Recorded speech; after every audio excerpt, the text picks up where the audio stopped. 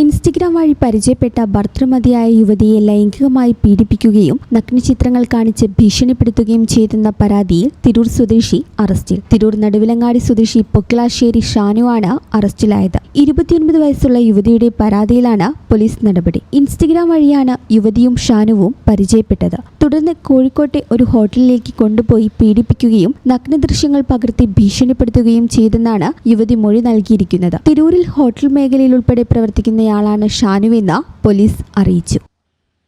ഈ channel news Tirur. പഴയ സ്വർണ്ണമോർത്ത് ഇനി വിഷമിക്കേണ്ട. കവിത ഗോൾഡ് ആൻഡ് ഡയമണ്ട്സിൽ ഇതാ മൺസൂൺ ഗോൾഡ് എക്സ്ചേഞ്ച് ഫെസ്റ്റിവലും NRI ഫെസ്റ്റും. നിങ്ങളുടെ പഴയ സ്വർണം ഇപ്പോൾ 100% മൂല്യത്തോടെ ഒട്ടും നഷ്ടമില്ലാതെ മാറ്റിവാങ്ങാം. ഒരു പവന് 1000 രൂപ അധിക ലാഭവും. കൂടാതെ വെറും 5% നൽകി ഇപ്പോൾ അഡ്വാൻസ് ബുക്ക് ചെയ്യാം. ബുക്ക് ചെയ്ത ദിവസത്തെ വിലയോ വാങ്ങുന്ന ദിവസത്തെ വിലയോ ഏതാണോ കുറവ്, ആ കുറഞ്ഞ വിലയിൽ പർച്ചേസ് ചെയ്യാം. ഫ്രീ ഇൻഷുറൻസും ലൈഫ് ടൈം മെയിന്റനൻസും ഇതോടൊപ്പം ലഭിക്കുന്നു. കവിത ഗോൾഡ് ആൻഡ് ഡയമണ്ട്സ്. പഴയത് മാറ്റി പുത്തൻ തിളക്കത്തോടെ മടങ്ങൂ.